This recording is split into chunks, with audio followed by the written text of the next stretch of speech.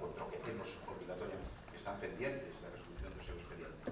E polo que dicen estudios, Poderamos incrementar un 20% o número de dependentes atendidos, daquela non é dabondo, por suposto, por iso hai un segundo plan de choque, que o 15%, que consideramos agilizar nun 15%, que o suposto non é dabondo os tempos de atención, e que a raíz desa xestión pois aumentar o número de demandantes en dependencia máis dun 40%. Por lo tanto, hai que seguir. Me terá escoitado decir moitas veces que non estou satisfeito, non podemos estar satisfeitos cos tempos de atención á dependencia, e, polo tanto, hai que melloralos. Por iso teremos ese segundo plan de agilización que o que busca é simplificar trámites, poñer un prazo máximo de 6 meses, que aqueles que teñan recoñecida unha prestación, mentras non teñan a plaza que pediron, poidan ter unha contraprestación económica. E, mire, en apenas 40 días, xa 5.000 persoas modificaron mellorando a súa catalogación, pasaron a ter a calificación de dependentes de incapacidade e hai 1.000 xa que o van ter en moi pouco tempo.